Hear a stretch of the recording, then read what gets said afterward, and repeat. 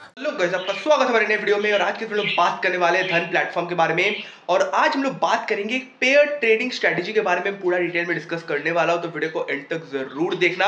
आप देख सकते हो गाइस कि हम लोग यहाँ पे स्क्रीन के ऊपर आ चुके हैं। और जैसे कि मैंने बताया, पेयर जो पेयर ट्रेडिंग स्ट्रेटेजी है, तो हम लोग यहाँ पे दो सबसे ज़्यादा को रिलेटेड पेयर्स हैं, लीड और जिंक। इन दोनों का हम लोग आज पेयर ट्रेडिंग स्ट्रेटेजी डिस्कस करेंगे। तो बेसिकली ये पेयर ट्रेडिंग स्ट्रेटेजी होता क्या है, ठीक है। तो पेयर ट्रेडिंग स्ट्रेटेजी है कि दो स्टॉक्स हैं, दो बेसिकली ऑप्शन है, दो कमोडिटी ऑप्शन है, ठीक है। अब मान लीजिए यहाँ पे मैंने लेड और जिंक लिया है। सो क्या होता है कि अगर मान लीजिए आपको एक को बाई में देना है और एक को शॉर्ट सेल करना है, एक को आपको मतलब बाई कॉल लेना है और एक का शॉर्ट सेलिंग कॉल लेना है।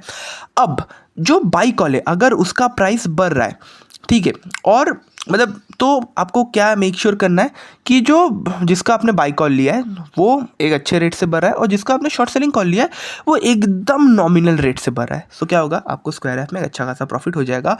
और ये क्यों किया जाता है कि यार रिस्क मैनेजमेंट के लिए। कैसे रिस्क मैनेजमेंट के लिए? अब मान लीजिए स्टॉक्स के प्राइसेस गिर रहे हैं, ठीक है, तो क्या होगा कि जिसका आपने शॉर्ट सेल किया है वो ज़्यादा गिरे, क्योंकि अगर वो ज़्यादा गिरेगा तो आपको प्रॉफिट ज़्यादा होगा, और जिसको आपने बाई कॉल लिया है वो बहुत कम गिरे, ताकि आपको ओवरऑल प्रॉफिट सही रहे। ऐसे क्या होता है कि यार ये एक पेयर ट्रेडिंग स्ट्रेटेजी है कि आपने एक का बाई कॉल लेके रखा है, एक का शॉर्ट सेलिंग का कॉल लेके रखा है, ताकि मार्केट में कुछ भी हो आपको नेट प्रॉफिट हो, ठीक है। तो यहाँ पे हम लोग बेसिकली कोरिलेशन है या नहीं ये चेक करने के लिए आप एक ऑल्दो ये काफ़ी मार्केट एक्सेप्टेड है कि लेड और जिंक कोरिलेटेड होते हैं, बट फिर भी अगर आपको चेक करना है, कैसे चेक करोगे? आपको यहाँ पे इंडिकेटर्स में जाना है और आपको यहाँ पे सीसी, अगर आप सीसी भी टाइप करोगे तो कोरिलेशन कोएफिशिएंट आ जाएगा। आप कोरिलेशन कोएफिशिएंट भी सर्च कर सकते हो। मैं इसको सिंपली अप्लाई कर देता हूँ। यहाँ पे आपको सिंबल ऐड करना है, एज बिकॉज मैं जिंक के साथ कंपेयर करूँगा, तो मैं यहाँ पे जिंक का अप्रैल का फ्यूचर ऑप्शन यहाँ पे सिलेक्ट करके इसको अप्लाई में क्लिक कर देता हूँ।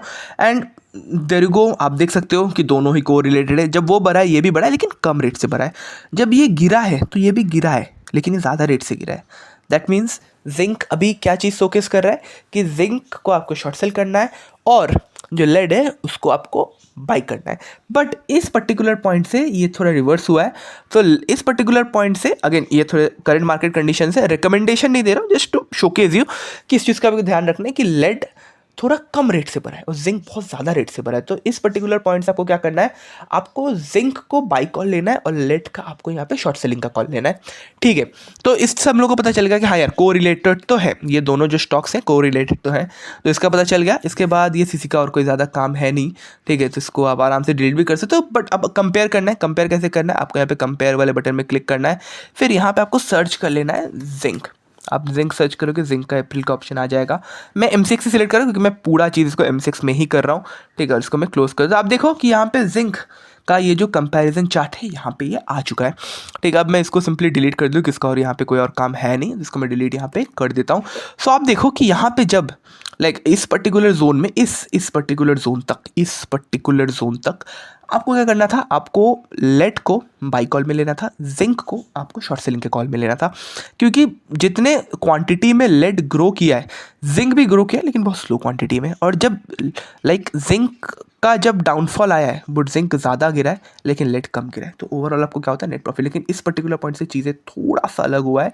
यहाँ पे आप देख सकते हो कि जिंक बहुत ज़्यादा ग्रो किया है और लेड थोड़ा सा नीचे, तो वो बस वाइस वर्सा हो चुका है, ठीक है। अब ये पोजिशनल शिफ्ट होता रहता है after a period of time, as because यहाँ पे ये हुआ है आपका कुछ 2 अप्रैल को, ये ज़्यादा पुराना है नहीं, ये बहुत नया डेटा है, ठीक है। तो इस पर्टिकुलर जोन में अगर आप देखो तो वही स्ट्रैटेजी था कि हाँ एक पेयर ट्रेडिंग स्ट्रैटेजी यहाँ पे बहुत इजीली डेवलप हो सकता है। क्योंकि आप इस पर्टिकुलर पॉइंट में देखो, ये था +2%, और सेम यहाँ पे था ये माइनस 4.66%, लेकिन ये -4.66 किस में था, ये पहले था -3 पर। मतलब ओवरऑल तो एक पॉजिटिव ग्रोथ ही दिखाया, बट इसने बहुत कम दिखाया, 0.5% दिखाया। लेकिन इसने कितना दिखाया, इसने 2.58% दिखा दिया, ठीक है।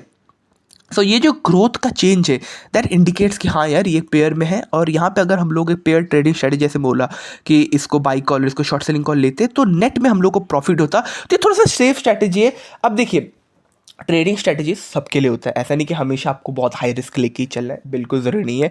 आप लो रिस्क के साथ भी चीज़ों को ऑपरेट आउट कर सकते हो, चीज़ों को मैनेज कर सकते हो। और ये पेयर ट्रेडिंग स्ट्रेटजी इसका एक काफ़ी क्लियर एग्जांपल है कि कैसे मार्केट फंक्शन करता है। करेंटली अगर आप देखोगे, ठीक है, तो करेंटली आप देखो लेट ग्रो कर रहा है, ठीक है, ठीक है, आप देख सकते हो मतलब जिंक ग्रो कर रहा है और लेड उतना स्पीडली ग्रो नहीं कर रहा है, लेकिन स्लोली ग्रोथ दिखा रहा है। तो यहाँ पे आपको इस पर्टिकुलर पॉइंट से आपको क्या करना था, लेड का आपको यहाँ पे सेल सिग्नल लेना था और आपको जिंक का बाय सिग्नल लेना था। तो इससे क्या होता, आपका ओवरऑल प्रॉफिट मार्जिन काफ़ी सही होता और आप काफ़ी अच्छे पोजीशन में स्क्वायर ऑफ कर सकते थे एज पर आपके टारगेट्स जितने थे एंड ऑल्सो। ये था वो पेयर ट्रेडिंग स्ट्रैटेजी। काफ़ी सिंपल स्ट्रैटेजी है, ज़्यादा कॉम्प्लिकेटेड नहीं है, लेकिन बहुत अंडररेटेड स्ट्रैटेजी है। ज़्यादा लोग इसके बारे में जानते हैं, ज़्यादा लोग यूज़ नहीं करते।